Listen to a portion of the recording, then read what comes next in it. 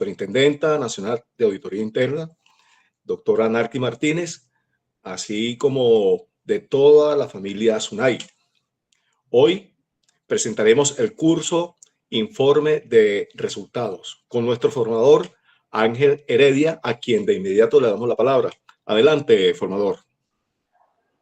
Gracias, Luis, gracias. Un placer desde aquí, desde estos espacios aquí en el patio de mi casa, junto a la mata níspera de café, bueno, brindando un poco, compartiendo un poco de esos saberes con nuestros auditores internos y a todos aquellos a que les interesa pues el tema. Y es un tema medular, no porque sea medular dentro del proceso, sino que al fin de cuentas es el producto, pues es donde demostramos la calidad del trabajo, la calidad del servicio de auditoría que se presta a las organizaciones, bien sea privada o pública, porque en el sector privado también las auditorías se reflejan en resultados, pues, en informes.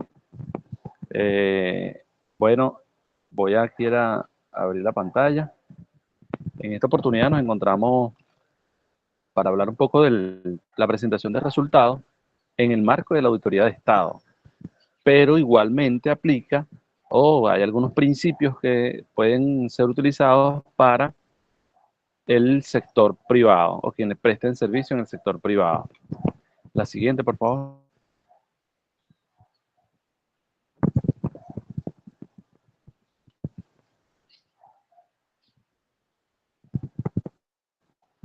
Bien, bueno, vamos a comenzar con este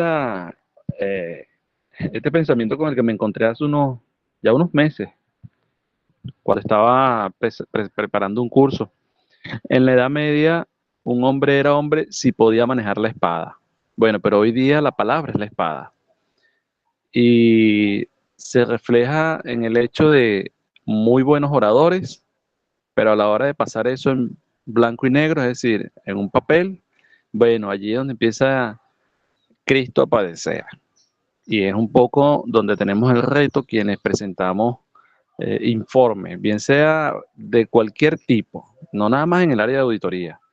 Cualquier informe exige que se enfrente el preparador a un reto, y es poder hacer que el informe o ese producto hable por sí solo.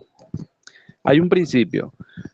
Si en ese informe al beneficiario o al usuario principal o cualquier usuario requiere que tú le expliques algún aspecto del informe, ya no hace falta ni siquiera que lo explique. Ya el hecho de la intención de no haber sido lo suficientemente diáfano o claro hace que el informe carezca de la cualidad de informe, porque un informe no necesita de un traductor ni necesita que sea explicado por el que lo elaboró, y mucho menos de alguien que no lo elaboró. Entonces el informe tiene que tener esa cualidad, o ese resultado debe tener esa cualidad, hablar por sí solo.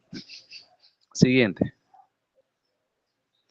¿Por qué es importante presentar los resultados en el marco de la auditoría? Bueno, primero, el objetivo final, el producto final, es poder detectar y prevenir el fraude o el error. Por supuesto, se enmarca también el concepto de la corrupción. Y me dirán, bueno, pero ¿por qué no es fortalecer el sistema de control interno? En lo que tú previenes el fraude y el error, actúas correctivamente.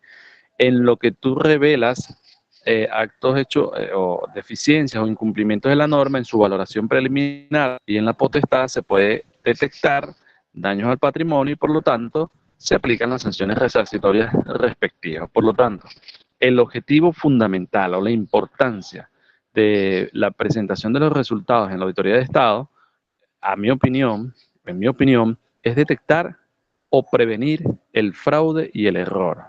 Mentalmente, porque en él tú revelas los hallazgos, el núcleo de la presentación de los resultados, los hallazgos, y en esos hallazgos deben ser lo suficientemente claros, lógicos y precisos para que las máximas autoridades o las autoridades respectivas puedan de alguna manera tomar cartas en el asunto, bien sea correctivas o preventivas. Allí radica la importancia de la presentación de resultados. La siguiente. Este tema de la presentación de resultados, y se le denomina presentación de resultados y no informe de resultados, porque el informe de resultados es en la fase de potestad investigativa. En el momento de la auditoría, tenemos dentro de la auditoría, y la tercera es la presentación de resultados, que se da con 3 informes respectivos. Siguiente, ya lo vamos a ver en este esquema. Observen que en la auditoría de Estado tenemos 4 fases. En la tercera, que es donde nos trae la discusión de hoy, es donde presentamos resultados a través de informes.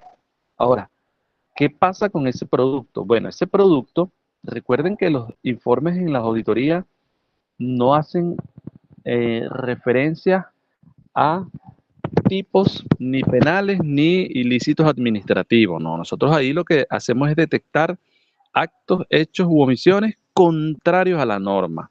Ya es en potestad y en determinación donde se hace un silogismo a fin de encuadrar ese acto, hecho u omisión dentro de un supuesto generador de responsabilidad administrativa, identificando a los autores o a los presuntos responsables. Eso sucede igual en la vía jurisdiccional. Allí es donde se va a determinar qué tipo de acto o qué hecho típico, es decir, qué hecho está tipificado en la norma, que encuadra dentro de ese acto, hecho u omisión identificado en el informe, que pudiera constituir en un delito o en un ilícito, castigado, por supuesto, de manera penal o exigido de manera civil o disciplinario. Ahora bien, este informe, ese producto del informe, que es el informe, tiene 3 momentos. Y quiero detenerme fundamentalmente en ese tema de los momentos, porque he observado que la práctica es que comienzan, o sea, el auditor no aparece por ningún lado. Entonces, hay prácticas en las que el auditor firma junto con el director de control. Y la verdad es que el auditor llega hasta el informe del auditor. Hasta ahí es donde llega el auditor. El auditor no tiene por qué suscribir un informe que va a ser notificado y me hablo del auditor que está en el campo, no hablo del auditor interno. El auditor no tiene por qué suscribir un informe que va a ser notificado o presentado a una autoridad responsable de un proceso que ha sido evaluado. Él llega hasta el informe del auditor porque él revela actos, hechos u omisiones contrarios a la norma y los soporta con los respectivos papeles de trabajo, el cual constituyen las evidencias, no las pruebas, las evidencias. Ahora, de allí al informe preliminar, por eso que les digo que la presentación de resultados constituyen 3 momentos. De allí al informe preliminar es donde el director de control, el supervisor o conforme como esté diseñado el proceso dentro del órgano de control, evalúa cuáles son los nudos o los actos hechos o omisiones o los hallazgos que son medulares o los hallazgos que son relacionales o hallazgos que tienen variables dependientes o independientes, suprimiendo o uniendo. Es decir, si el autor evidenció 60 hallazgos, los 60 no necesariamente deben ir al informe preliminar. No necesariamente, porque pueden haber hallazgos que se relacionen con, como resultado o consecuencia de otro. Entonces, por lo tanto, es una evaluación que se hace allí el director de control, o bien sea el supervisor del proceso, para unificarlo. Pues, es decir, ya le empieza a dar forma al informe preliminar. Y del informe preliminar al informe definitivo, lo que estamos esperando es que el responsable del proceso evaluado proponga o desvirtúe dichos hallazgos, lo cual van a ser igualmente evaluados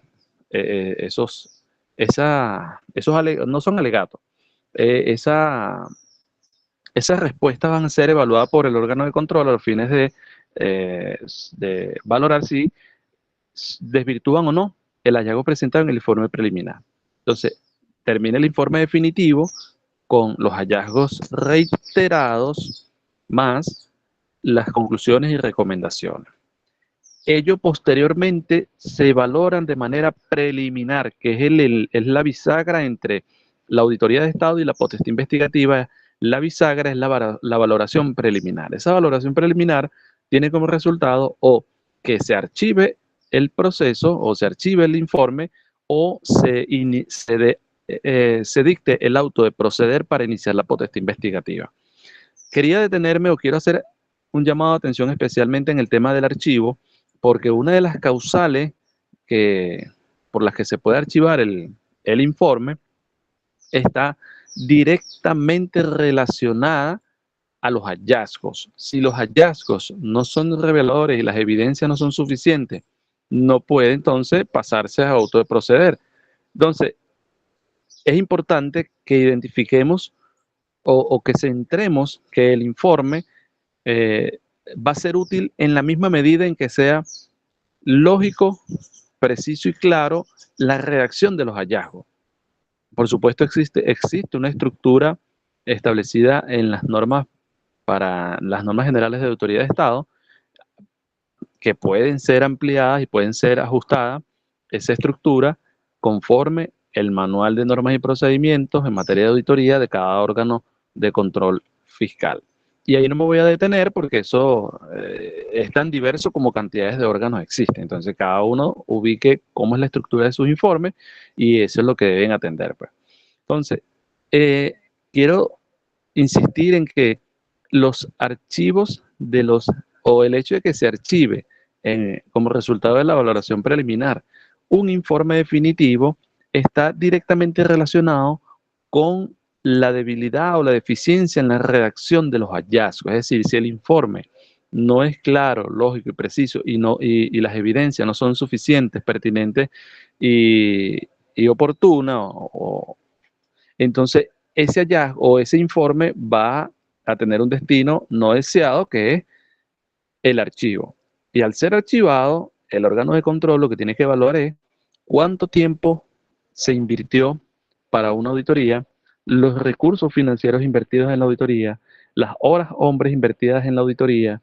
Entonces, empezamos a evaluar qué peso, desde el punto de vista del valor agregado, estamos dando a la organización si nuestros informes van terminando en los archivos. ¿Ven? Claro, igual suerte puede correr el informe de resultado, que es el producto de la potestad investigativa, que en una valoración jurídica puedan correr la suerte de ser archivados. Y fundamentalmente, adicional a las causales de sobreseimiento, adicionalmente también está relacionado con que los actos hechos o omisiones realmente no estén tipificados en la norma, pero ya ese es otro asunto.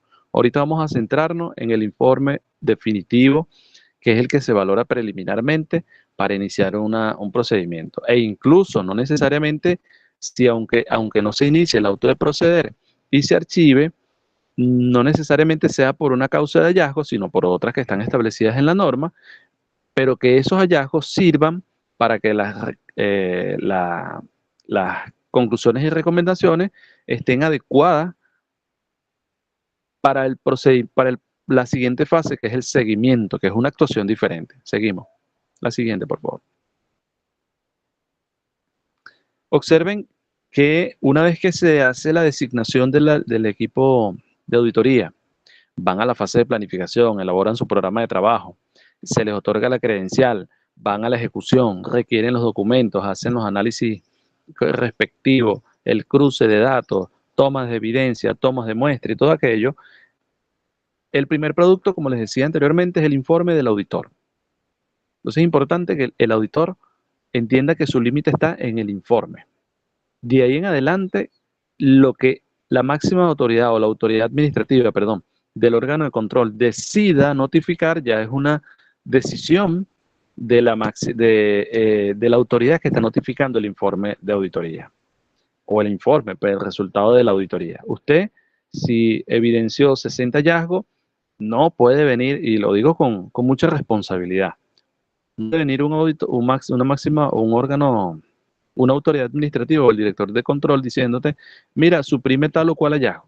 Oye, tiene que darte los argumentos. Seguramente porque la redacción no es no corresponde, o efectivamente adolece de alguno de los elementos del hallazgo, no tiene la causa, no tiene el efecto, o la norma a la que estás haciendo referencia está derogada y por lo tanto ya deja de ser un hallazgo. Eso sí, pero porque no, de esos 60 hallazgos, quédate con 20. Pero ¿cuál es la razón por la que yo de 60 paso a 20?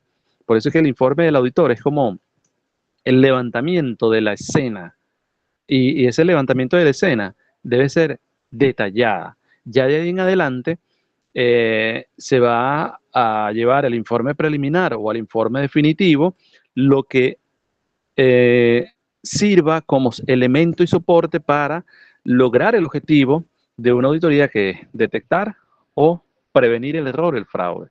Ahora, cuando me refiero a este tema del informe del auditor, es porque el auditor debe estar libre de cualquier apremio.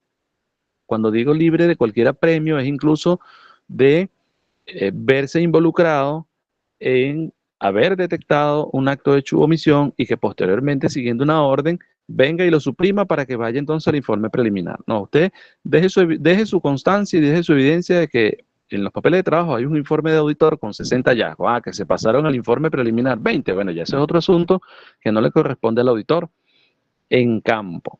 El auditor, el supervisor o el director de control lo que va a hacer es un juego o un trabajo de unificación de esos hallazgos a los fines de presentar en el informe preliminar los hallazgos núcleos, hallazgos que son núcleos y que al modificarse o al corregirse, por supuesto, suprimen las causas de los otros hallazgos.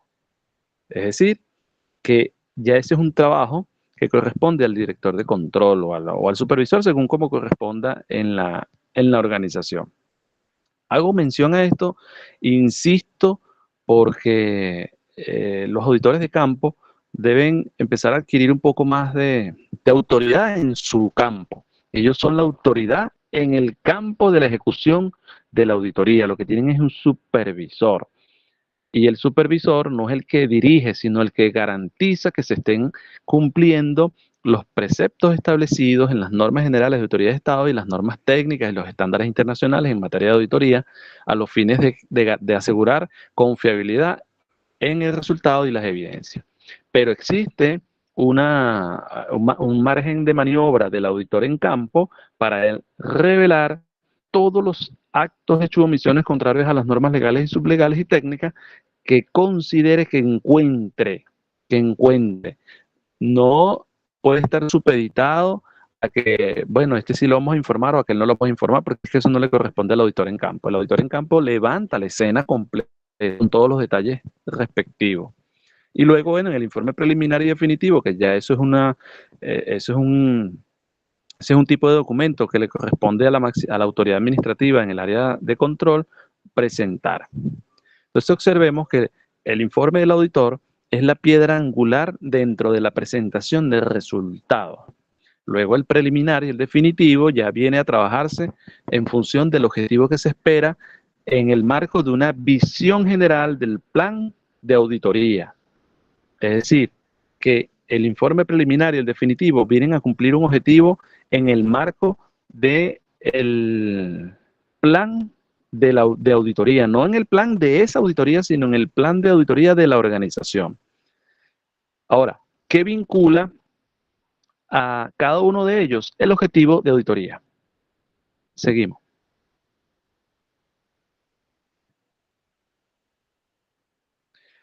El núcleo o la piedra angular que une a cada uno de ellos es el objetivo de auditoría. Ese objetivo de auditoría debe verse reflejado en hallazgos. Es importante este detalle porque en la medida en que el objetivo de auditoría no cumpla con los preceptos establecidos en la norma y metodológicamente hablando, cumpla con los 5 elementos respectivos, ello, por supuesto, va a ser como un mapa sin ruta. Es decir, te dan un mapa, pero no sabemos cuál es la ruta. Tienes un gran mapa, unas grandes vías y todo aquello, pero no te dicen dónde vas a partir ni a dónde vas a llegar. Entonces, el objetivo de auditoría es el para qué. ¿Para qué es esa auditoría? ese objetivo de auditoría se debe traducir en hallazgos. Un hallazgo que esté fuera del alcance del objetivo de auditoría fácilmente lo puede desvirtuar el sujeto responsable del área evaluada, lo puede desvirtuar alegando que está fuera del alcance del objetivo de auditoría, porque el objetivo de auditoría establece, al menos en el periodo 2019-2020, y resulta que tú estás poniendo un hallazgo del 2015. Ya con eso está fuera del alcance del objetivo de auditoría. O si correspondía con una de las variables que era solo la legalidad y tú presentas un hallazgo donde tienes una cédula de hallazgo donde quieres reflejar exactitud, te va a decir, bueno, pero está fuera del alcance del objetivo de auditoría porque solamente tiene una variable que es legalidad. Eso lo vamos a ver más adelante. Importante que se detengan en este tema del objetivo de auditoría y quiero precisar, el objetivo de auditoría lo otorga el director de control o está dentro de lo que es el plan o el cronograma de auditoría. Eso no lo diseña el equipo de auditoría. El equipo de auditoría recibe la designación y le dice, mira, este es el objetivo de auditoría. En función del objetivo de auditoría, entonces al equipo le corresponde elaborar los objetivos específicos, cuáles son los métodos y técnicas de auditoría que va a aplicar, los recursos que va a utilizar y todo lo que corresponde al plan de trabajo. Es decir, que si el objetivo de auditoría tiene deficiencias y adolece de alguna de las características que vamos a presentar en la siguiente lámina, entonces responsabilidad de quien diseñó el programa de el cronograma de auditoría. No pueden usársele la deficiencia de informe al equipo de auditoría. El equipo de auditoría lo que tiene que tener es la capacidad de identificar deficiencias en el objetivo de auditoría. Si uno de los elementos que vamos a presentar en la lámina siguiente no está reflejado en el objetivo de auditoría, él está en la autoridad profesional para revelarle ante el supervisor o el jefe inmediato la deficiencia en el objetivo de auditoría, que debe ser corresponsable en la efectividad de auditoría. Siguiente lámina.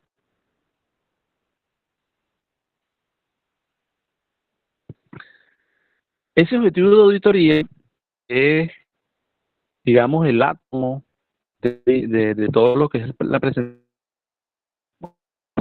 fundamental, para llamarlo de alguna manera, debe contener 5 elementos. Esto se amplía, por supuesto, en cursos como redacción de informes de auditoría o elaboración de programas de trabajo. Primero, el verbo. Yo me voy a detener en explicar cuál es el verbo que no se utiliza en auditoría. El verbo determinar. Entonces, por supuesto, el resto de los verbos ustedes lo pueden utilizar siempre que esté adecuado al alcance que se pretende. El tipo de auditoría. Entonces, el verbo determinar no es un verbo para auditoría, por una fundamental. Determinar exige que el investigador participe en los resultados, es decir, que él interfiera para alcanzar un resultado. Y la verdad es que el auditor solamente levanta actos, hechos u omisiones. Él no interviene para que esos actos, hechos u omisiones tengan tal o cual característica. Lo que hace es reconocerlo y describir. Tanto el verbo determinar en como consejo no lo utilicen. Variables. Respecto a las variables, yo recomiendo que lean el artículo 41 y 46 de la Ley Orgánica de la Contraloría General de la República, Sistema Nacional de Control Fiscal, los fines de identificar están las variables, legalidad, seguridad, exactitud, economía, eficiencia, corrección de operaciones. Esas son las variables. ¿Qué significan las variables? Las variables van a dar cuenta de qué tipo de auditoría es y cuál es el alcance de la auditoría en términos cualitativos. Si usted establece como variable verificar la legalidad, cualquier operación que esté relacionada con una operación aritmética de exactitud está fuera del alcance. Porque usted lo que debe verificar es que se cumpla con los extremos establecidos en la norma para tal cual procedimiento. Pero si existe, sacando una cuenta, existen evidencias de que hay una deficiencia en las sumatorias o en las partidas dobles, no corresponde con la legalidad, sino con la exactitud. Por lo tanto, si no está la variable exactitud, cualquier evidencia o cédula de trabajo que haga mención a operaciones aritméticas de partida doble, por ejemplo, o de comparaciones, está fuera del alcance. O sea, es importante identificar que las variables estén lo suficientemente completas para que cuando se vaya al campo de trabajo, el auditor no vaya con las manos atadas, que tiene al menos 3 variables o 2 variables, que él sepa cuáles son las variables con las que va a jugar en el campo de trabajo. El objeto es el proceso, la organización, el procedimiento, el proyecto que se va a evaluar, verificar, identificar, describir. Es decir, el objeto que se va a evaluar puede ser un proceso o un procedimiento. El equipo de auditoría, en el caso del objeto, si se trata de un proceso, lo importante es que él describa cuál es la entrada de ese proceso y cuál es la salida de ese proceso.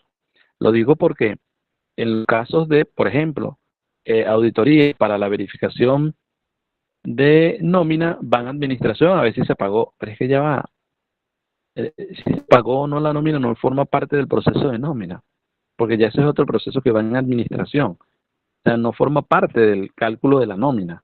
El cálculo de la nómina comienza con la asistencia, la contratación, las horas trabajadas, el periodo que se está trabajando, la dependencia que se está evaluando, los trabajadores o la nómina que se está evaluando allí, hasta el cálculo final donde se tienen las retenciones, los aportes, las horas extras, todos los cálculos de salario integral o base respectivo, hasta allí. Ahora, saber si se pagó o no se pagó no forma parte de ese proceso. Entonces, si no lo identifica, corres el riesgo de añadir actividades que no están dentro del objeto. Entonces, es importante que los auditores identifiquen dónde están extremos de ese objeto. El sujeto es la dependencia responsable o donde corre ese proceso o esa actividad o ese proyecto. Porque efectivamente, si vamos a hacer una auditoría en nómina, pero ¿de dónde? ¿De quién? Del Ministerio. Y también identificar el periodo. Entonces, esos 5 elementos deben estar presentes en el objetivo de auditoría. Entonces, es importante que los responsables de las áreas de control, de las unidades de auditoría interna, del órgano de control fiscal externo, tengan conciencia sobre este aspecto que, más que legal, es metodológico a los fines de garantizar un efectivo servicio de auditoría. Lámina siguiente.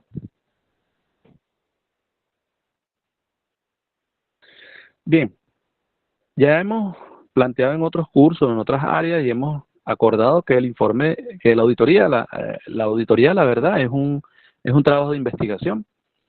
Como trabajo de investigación debe responder al cómo, quién, dónde, cuándo, por qué y para qué. Esas son las preguntas necesarias que deben responderse o que deben verificarse dentro de cualquier informe de auditoría. Porque ellos van a decir entonces si abarcamos el conjunto del fenómeno evaluado o investigado, sí, verificado o evaluado.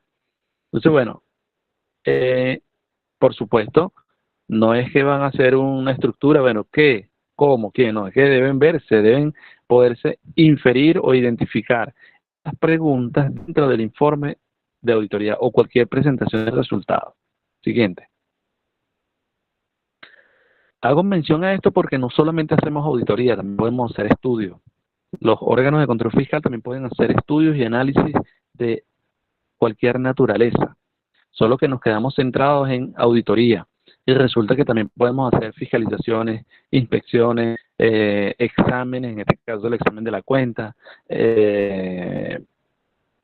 análisis, estudio, tal como lo establece el artículo 41 y 46 de la Ley Orgánica de la Contraloría General de la República. Aquí les presento un cuadro que refiere a la estructura según el tipo de informe. Por ejemplo, para el informe del auditor, observemos que solamente corresponden las observaciones derivadas del análisis. ¿Qué son esas observaciones? Los hallazgos, pero claro, no solamente los hallazgos, porque dijéramos, bueno, pero ¿por qué la norma establece observaciones derivadas del análisis? Porque las observaciones derivadas del análisis se componen de hallazgos u observaciones.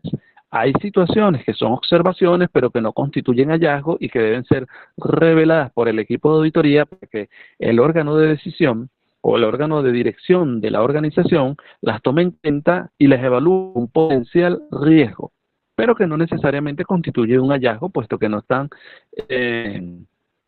no están contrario a ninguna norma legal o sublegal o técnica.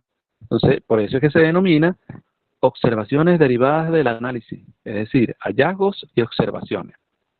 Eso del informe preliminar, observen que tiene aspectos preliminares, todo este tema de la estructura va en función del manual de normas y procedimientos de auditoría que tiene cada órgano de control.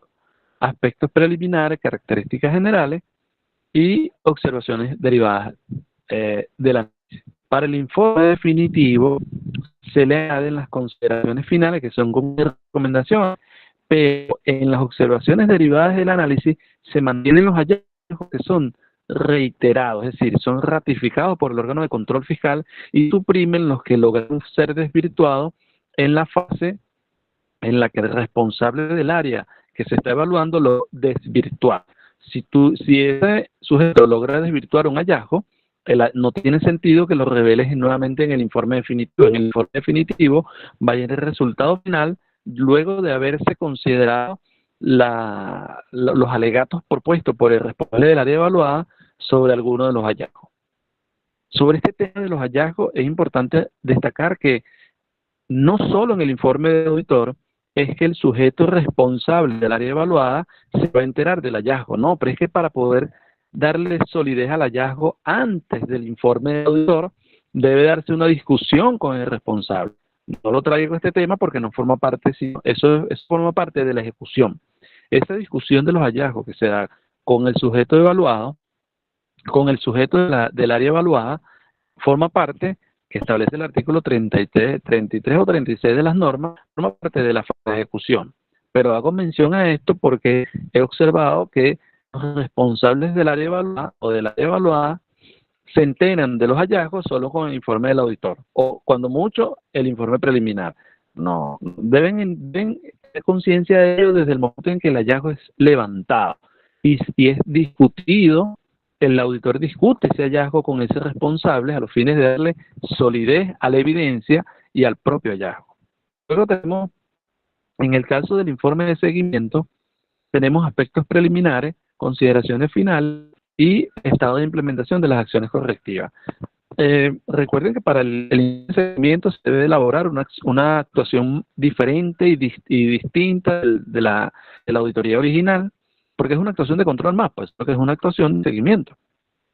Y va a tener estos tres elementos. No debe haber hallazgo en virtud de que lo que vamos a verificar, las acciones implementadas hayan sido, o las acciones propuestas para correr hayan sido implementadas en la medida en que fueron aprobadas para su implementación.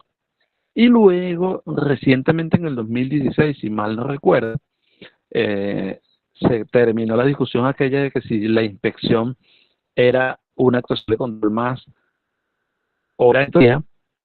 Bueno, ya la Contraloría General de la República emitió un instructivo que por supuesto funciona por su órgano de control, que establece la inspección como una actuación de control, que puede darse también en el marco de una auditoría, pero puede ser también una actuación de control independiente. Entonces ella también tiene aspectos preliminares, características generales, hechos derivados de la inspección, consideraciones finales, estado de implementación. O sea, entonces ya la inspección o la fiscalización, porque tienen similar naturaleza, lo que los distingue es el sujeto quien va dirigido. Tienen su propio, ¿cómo se llama? Su propio proceso como acción de control. Este cuadrito es importante que lo tengan y lo lo mantengan y lo vayan analizando. Siguiente.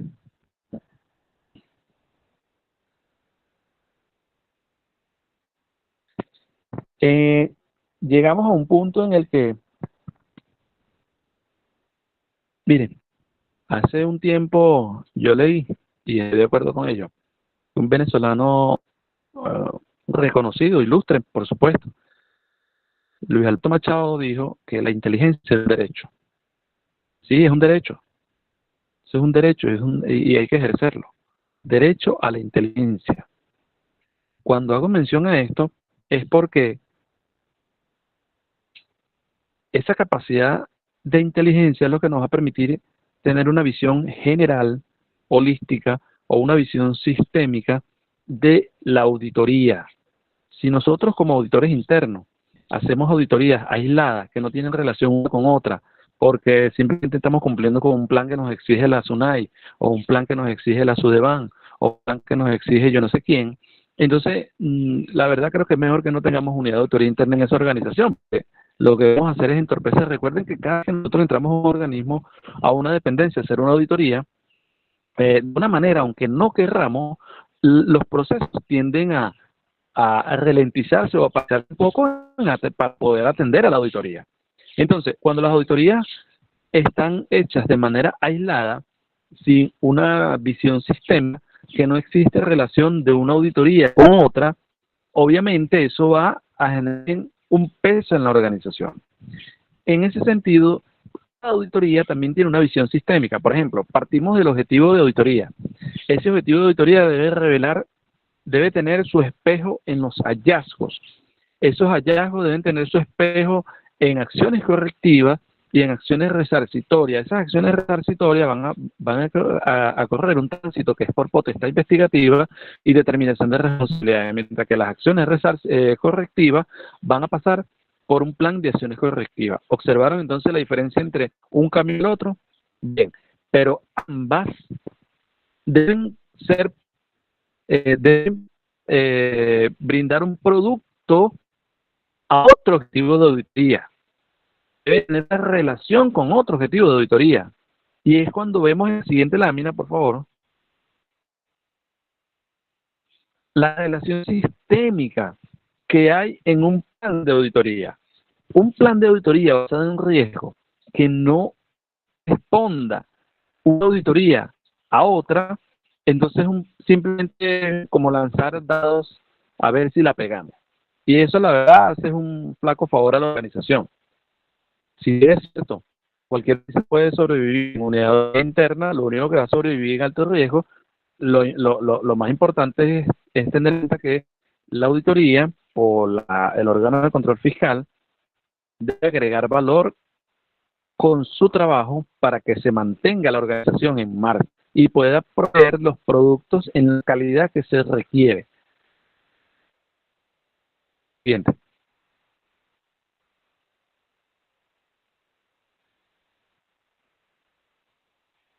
Bien, hay unos consejos básicos cuando se elaboran los informes, cualquier informe. 1. El documento debe explicar una sola idea.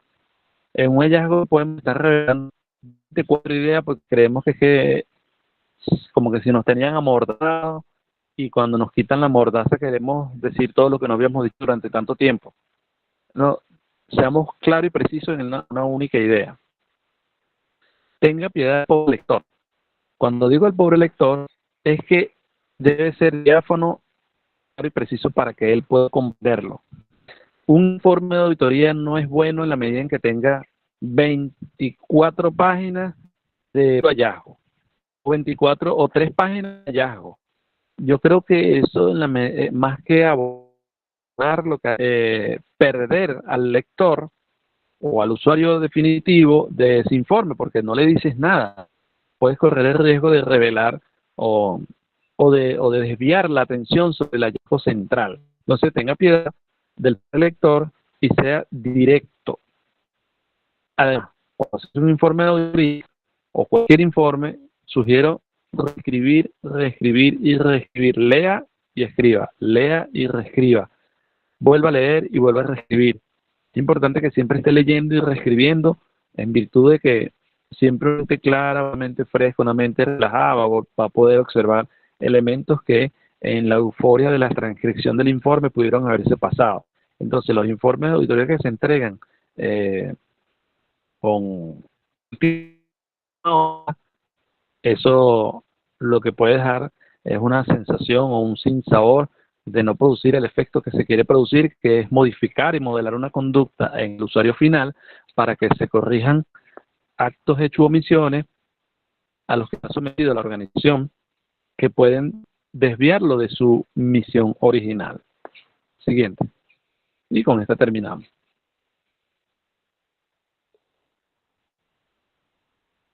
La mayoría de la gente preferiría antes morir que pensar. De hecho, lo hace. Entonces, vamos a seguir pensando, repensando el informe de resultado o la presentación del resultado en los 3 informes e incluso en la potestad investigativa con el informe de resultado, es un producto de un trabajo intelectual. Si no pensamos, si no ejercemos el derecho a la inteligencia, nuestro producto presentación de resultados no va a tener la calidad, el efecto que estamos buscando como auditores. El auditor policía, de ella entender que esa etapa fue superada y que tenemos que ser auditores que con su producto, es decir, con el informe, puedan ser claros y se puedan modelar las conductas necesarias en la organización para minimizar los riesgos de la misma. Con esto me despido, Luis, y dejo abierta la participación.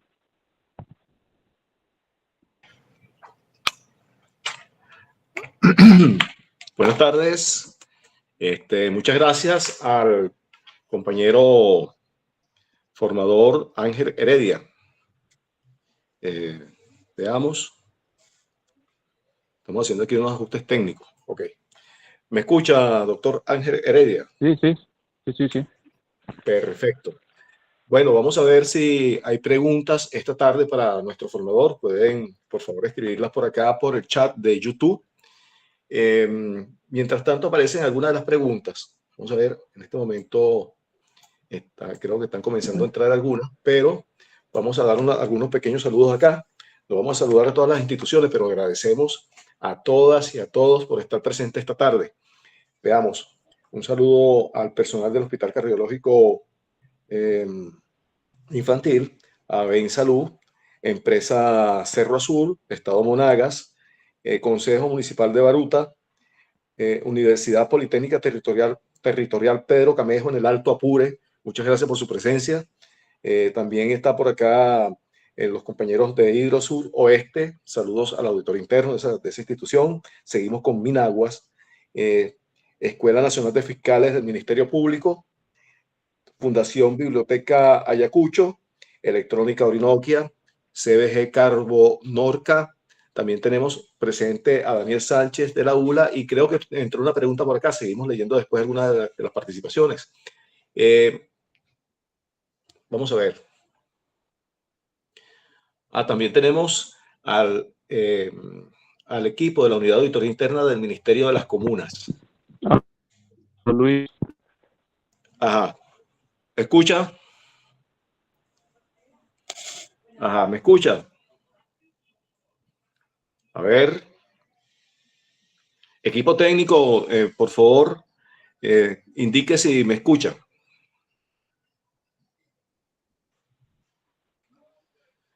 ¿Tenemos conexión todavía? El compañero Ángel Heredia, ¿me escucha?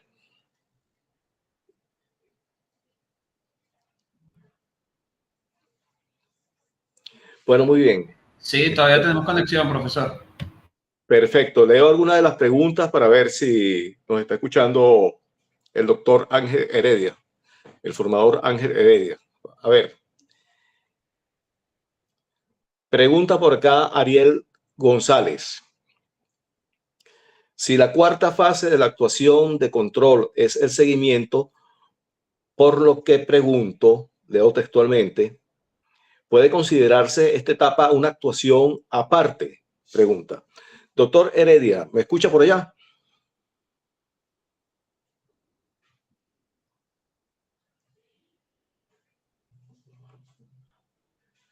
Perdimos brevemente la conexión con el doctor Ángel Heredia. Me parece que, bueno, vamos a tener que dejar estas preguntas al aire.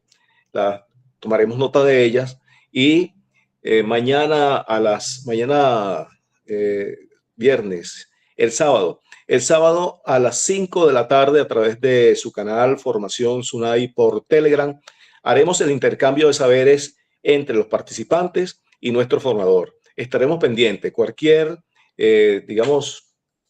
cambio, estaremos pendientes. Mientras se conecta el doctor, daremos algunos saludos por si acaso logra conexión nuevamente. Seguimos acá. También están presentes esta tarde. Sí, Ángel Heredia dice que abandonó la llamada. Estaremos esperando a ver si se conecta nuevamente. Seguimos por acá. Bien, está el equipo de la Unidad de Auditoría Interna de la CAN-TV. Un saludo a su auditor y a todo el personal. Seguimos por acá también con el equipo de Bensalud, que ya lo saludamos. También tenemos al CEMAP, Unidad de Auditoría Interna del CEMAP. También están presentes acá Anet Aular, de la Unidad de Auditoría Interna de Pedeval, presente.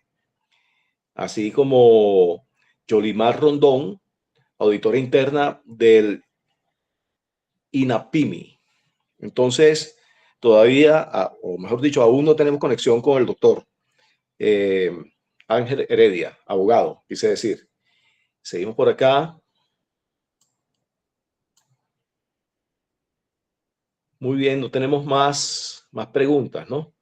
Esta pregunta vamos a dejarla pendiente para el día sábado a las 5 de la tarde a través de su canal Formación SUNAI por Telegram.